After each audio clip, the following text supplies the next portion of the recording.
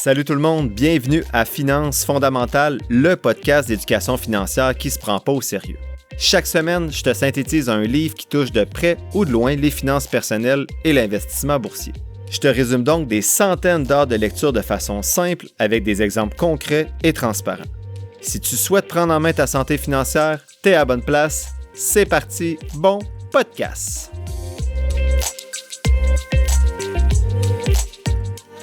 Salut tout le monde, bienvenue au 122e épisode de Finances fondamentales. Je suis bien content d'être avec vous ce matin pour répondre à 4 questions de personnes auditrices. Donc, ça se peut que l'épisode de ce matin soit un petit peu plus court. J'avais prévu 4-5 questions, finalement, il en reste 4. Mais je pense que mes réponses sont peut-être brèves, mais on va voir ce que ça donne. C'est pas grave s'il y a un petit épisode plus court de temps en temps. Question 1 vient de Mathieu, donc il me dit « Salut, j'ai découvert ton podcast récemment. J'étais à l'épisode 30 pour l'instant. Ça m'aide beaucoup à me préparer à investir de façon autonome et ça m'aide beaucoup aussi sur les livres que je dois cibler pour lire. » J'avais une question pour toi à la suite de l'écoute du dernier épisode par rapport à M. Buffett. Afin de toujours réinvestir les profits comme Buffett dit de le faire, lorsqu'on conserve des actions à long terme, leur valeur va augmenter, ce qui fait qu'on a un gain à venir lorsqu'on va les vendre. Mais à part le fait de les vendre ou d'investir de la nouvelle argent, comment réinvestir les profits? Parce que si on veut réinvestir des profits, il faut plus être en dividende. Alors, en ayant un dividende, on a toujours de l'argent et là, on peut réinvestir ces profits-là et on augmente donc la valeur de notre actif.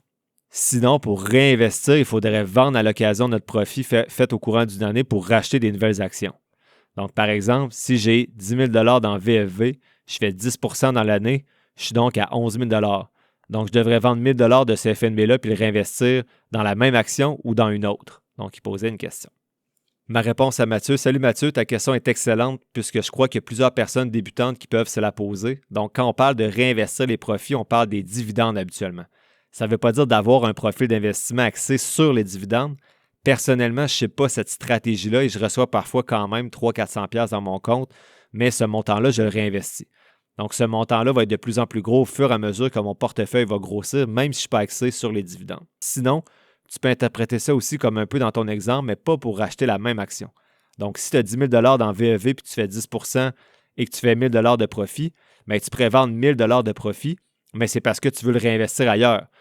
Sinon, si tu sors 1 000 $ pour réinvestir dans le même FNB, aussi bien le laisser dans le FNB. Tu ne gagnes rien à vendre et acheter la même action à part payer des frais de transaction, aussi minimes soient-ils. Donc, si tu fais 1 000 $ de profit dans VFV puis tu le retires, tu vends, on va dire, 1 000 actions, bien 1 000 $ de VFV, c'est parce que tu as jugé qu'il y avait une autre opportunité d'investissement autre que VFV qui était plus pertinente pour réinvestir ce 10 % de rendement-là. Donc, merci Mathieu pour ta question. Deuxième question, c'est Sébastien. Sébastien m'écrit « Bon matin, FF. J'avais une petite question pour toi. Dans mon compte REER, FF en passant, c'est pour finances fondamentales, j'imagine. Il dit dans son REER, il y a des FNB d'obligations et des FNB d'actions. Il me demande si je vends mes FNB d'obligations pour acheter plus de FNB d'actions. Tant que ça reste dans mon REER, je n'aurai pas d'impact fiscal sur mes dividendes ou gains en capital. Right? Donc, en gros, il me dit si je vends des trucs dans mon REER, des obligations pour acheter des actions, mais que tout reste dans mon REER, donc je ne sors rien du REER, est-ce que je dois payer de l'impôt? Donc, il voulait avoir ma confirmation avant de faire la transaction. Il me disait de passer un beau week-end. Ma réponse à Sébastien est très brève. Donc, tant que tu ne sors rien de ton compte REER, il n'y a aucun impact fiscal. Si tu vends 1 000 $ d'obligations, le 1 000 $ va apparaître dans ton encaisse de ton compte de courtage, dans ton compte REER. Si tu rajettes des actions directement ou tout autre produit, il n'y a aucun impact fiscal. Si tu décaisses le 1 000 $, tu le sors de ton REER, là, bien sûr, ça va être considéré comme un gain qui va être imposable. Question numéro 3. David, c'est une longue question. Je vous invite à suivre. Donc, il me dit « J'ai 35 ans, 2 jeunes enfants, un bon métier avec un bon salaire et un fonds de pension. Ces REER, ces CELI et ces REE sont toutes maximisées. Bravo. J'ai aussi des comptes en crypto, du crédit privé, des comptes non enregistrés, etc. » Donc, finalement, David est pas mal plus avancé que moi. Mais il dit « La majorité de mes investissements sont sur des fonds indiciels tels que VFV, donc le SP500, XEQT qui est un tout en un, 100% action. Et il dit qu'il y a aussi quelques actions d'entreprises solides comme BMO, Apple, etc. pour s'amuser un peu. » Donc là, j'y disais « Bravo, tu es vraiment en contrôle de tes finances. » Il dit que le mois prochain, il allait recevoir un montant d'environ 150 000 qui vient de la vente d'un de ses immeubles à revenus. il a présentement un taux d'intérêt de 2 % sur son emprunt de sa résidence principale. Donc, son taux hypothécaire sur sa maison est à 2 % pour encore 2 ans et demi. Si les taux sont encore élevés, donc au moment où il m'a écrit, c'est à peu près 4 % les taux, au moment de renouveler dans 2 ans et demi, il se demandait est-ce que je dois considérer utiliser le 150 000 $ pour faire un remboursement complet sur son hypothèque, dont son prêt est ouvert. Il dit que c'est sûrement que ce serait plus rentable d'investir le 150 000 qui provient de la vente de son immeuble à revenus sur le marché boursier, mais il dit que la perspective de ne plus avoir d'hypothèque avant 40 ans le rend très heureux et même excité. J'ai dit, je te comprends, je déteste les dettes aussi. Donc ici, je vous résume, là, en gros, il va recevoir 150 000 parce qu'il va vendre son immeuble à revenus, puis il se demande s'il devrait l'investir sur le marché boursier ou rembourser sa maison. Donc, il me disait qu'il y avait 2 questions. Qu'est-ce que je ferais avec le 150 000 $? Donc, il dit qu'il considère des investissements comme Cash.to ou des FNB d'obligations comme TUHY, donc TUI, qui est 6,59 % de dividendes. J'en ai parlé dans l'épisode 90 avec Ben Félix. Donc, lui en a parlé et moi, j'ai synthétisé ses propos. Ce ne sont pas nécessairement des produits miraculeux. Donc, c'est FNB qui utilise des options de vente et d'achat donc à utiliser avec soin. Il dit, évidemment, tout ça, ce serait dans des comptes non enregistrés, donc il n'est pas certain du taux d'imposition et de l'incidence fiscale sur les dividendes reçus. Il dit que ces derniers dollars gagnés sont imposés à plus de 50 %, alors ça devient un enjeu assez important dans son cas. Il dit qu'il y a aussi Wealthsimple qui offre un compte d'intérêt, un compte d'épargne en fait avec un intérêt de 4,5 % dans son compte comptant, excusez, pas un compte épargne, son compte comptant, mais les intérêts sont aussi imposés à 100 %. Donc, pour répondre à sa question, qu'est-ce que je ferais avec 150 000 $ maintenant? Donc, je ne donne pas de conseils, mais si tu me demandes ce que moi je ferais, il y a 3 choses que je ferais qui ne sont pas très claires. Ça dépend aussi de son contexte, du taux hypothécaire aussi, là. Donc, le premier, c'est investir sur une plateforme de prêt privé que je pourrais vous nommer si il soutenait le podcast. Donc, oui, tu serais aussi imposé parce que le compte enregistré, en fait, ça serait un compte non enregistré, tu serais imposé, mais au moins tu ferais du 12 % et pas du 4 %. Donc, c'est déjà un bon gain. Sinon, tu pourrais investir dans une assurance vie pour permanente participative. Donc ici, il faudrait que tu creuses un petit peu plus. Là, j'en parle dans l'épisode 68. Moi, je l'ai fait pour une de mes filles, mais ça pourrait être une option intéressante dans ton cas à regarder. Investir en immobilier aussi. Donc, mais ça ne doit pas être son cas puisqu'il vient de vendre. Peut-être qu'il n'a plus le goût de faire ça. Donc, j'y l'invitais aussi à voir l'épisode 116 là, pour 15 autres façons, en fait, 12 autres façons d'investir dans le hors CELI ou hors REER. Je fais une petite pause pour vous parler de Christine Pelletier, qui est conseillère en sécurité financière et représentante en épargne collective chez GFM Groupe Financier. Je me rends compte avec tous mes accompagnements qu'il y a certaines personnes qui peuvent être intimidées par l'investissement autonome ou qui ont tout simplement pas la même passion que moi pour gérer leur placement. Si vous vous reconnaissez là-dedans, Christine pourrait être la personne pour vous accompagner. Avant de vous la référer, vous pouvez être sûr que j'ai fait tous les devoirs que je vous dis de faire avec les personnes qui vous accompagnent pour vos finances et je lui ai posé toutes les questions qu'on a vues jusqu'à maintenant sur le podcast. Christine est en plus une fidèle auditrice du podcast et c'est une vraie passionnée de finances. Elle utilise une approche personnalisée et ajuste son accompagnement selon vos besoins. Et plus beau dans tout ça, c'est qu'elle offre des FNB indiciels comme je vous suggère de le faire depuis le début du podcast. Elle peut aussi vous accompagner pour vos besoins d'assurance vie, d'invalidité et de maladies graves. Vous trouverez toutes les informations nécessaires pour la contacter dans la description de l'épisode. Merci à Christine Pelletier et GFM Groupe Financier d'aller au-delà de la finance et de soutenir le podcast. À noter que les fonds communs de placement sont offerts par Investia Services Financiers Inc. Sa deuxième question, c'était « Es-tu capable de me parler de l'imposition sur les dividendes? J'avoue être un peu perdu dans tout ça. Je sais qu'il y a un crédit d'impôt pour les dividendes canadiennes, mais c'est quoi les critères? » Là, j'ai dit « C'est pas parce que je suis lâche, mais parce qu'il explique mieux que moi et de façon très claire avec des exemples. » Donc, j'ai copié 2 liens de Retraite 101, qui est un excellent blog. Donc, je reprends son exemple avec vous, mais en gros, c'est les articles qui s'appellent « Comparaison revenu, placement, intérêt, gain en capital, dividende » et l'article qui s'appelle « Dividende déterminé versus non déterminé ». Donc, ces 2 articles, si vous tapez Retraite 101 avec ces titres-là, vous allez les trouver. Donc, j'ai envoyé ces 2 liens-là à David. Et l'exemple qui est sur le blog, je le reprends tel quel, là.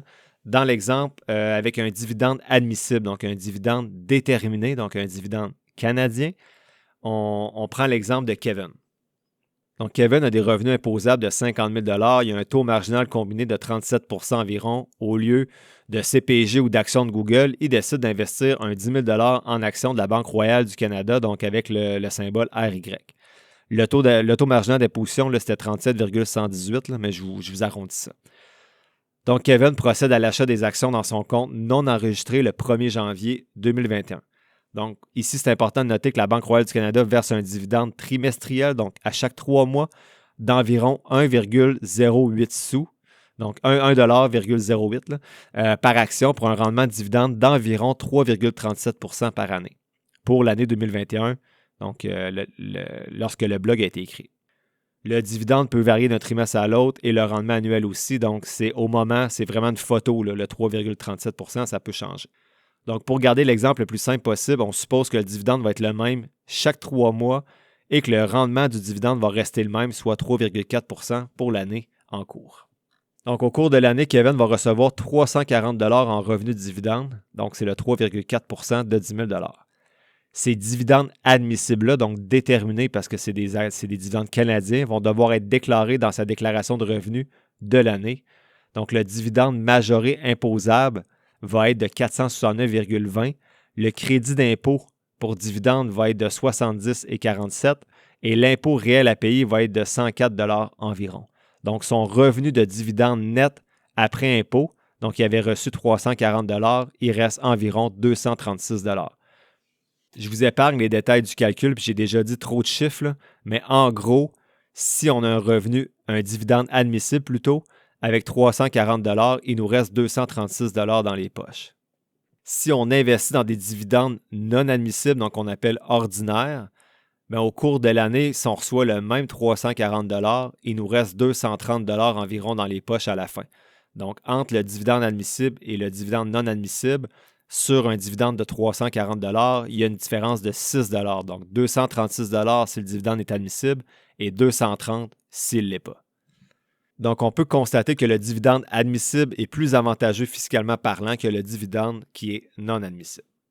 David terminait en disant qu'en écrivant la question, il réalisait qu'il était dans une très bonne position et qu'il y a un heureux problème, mais il dit qu'il a tellement travaillé fort dans la vie en ayant un style de vie plutôt sobre. Il vit beaucoup en dessous de ses moyens, mais il cherche quand même à maximiser ses rendements pour, entre autres, pouvoir offrir un bel avenir à ses enfants. Je disais, tu fais bien, tu n'as pas à être gêné non plus quand les choses vont bien et qu'on a des beaux problèmes comme ça. Donc, il me disait, félicitations pour ton balado, tu es très solide. Un gros merci, David. Question 4 de Gabriel. Gabriel a dit, j'ai commencé à discuter de finances avec mon père afin de l'instruire sur ses placements et je lui parle beaucoup de FNB, de VFV surtout, qui suit le SP500. Mon père voudrait transférer son REER, qui est avec des fonds communs à la RBC, d'une valeur d'environ 300 000 $ vers un compte de courtage Wealthsimple afin d'investir dans des FNB. Après avoir vu les rendements de VFV depuis son introduction en bourse, il a vu un certain potentiel. Donc, la question de Gabriel, c'est est-ce que c'est possible de transférer un REER de RBC vers Wealthsimple sans aucune pénalité? Est-ce que le fisc va reconnaître que le transfert a été fait d'un REER à un autre? Ma réponse à Gabriel, il n'y a aucun impact quand le transfert est fait de REER à REER. Donc, c'est une option à cocher sur le formulaire que tu vas remplir sur Wealthsimple. Donc, le montant va arriver dans ton compte Wealthsimple en argent et tu vas pouvoir investir cet argent-là dans un FNB. Donc, tu dois demander que le transfert soit fait en espèces, en plein ça, en espèces, en argent. Il y a habituellement un délai de quelques jours ou semaines à prévoir, mais il peut y avoir des frais chez l'institution cédante, donc l'institution qui envoie ton argent. Donc, dans ce cas-ci, RBC. Donc, pour moi, avec Industrielle Alliance, je pense que j'avais eu des frais de 50 $ là, pour mon transfert de 18 000 $. Donc, bonne journée, Gabriel. C'est ce qui conclut l'épisode d'aujourd'hui pour la réponse aux questions des personnes auditrices. Donc, la semaine prochaine, je fais la synthèse du livre de Marc Blais et collaborateurs écrit en 2023 qui s'appelle « L'argent et vous ». Et ce jeudi, j'analyse 4 actions. Donc, on commence la liste des titres potentiels que j'ai analysés en septembre 2024. Donc, KLA Corporation, donc KLAC, Viva Systems, VEEV, Lululemon, LULU et Applied Materials, AMAT.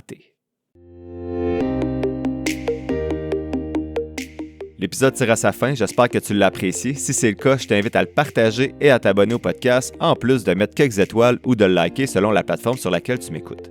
Tous les liens pour me soutenir sont quelque part dans la description de l'épisode.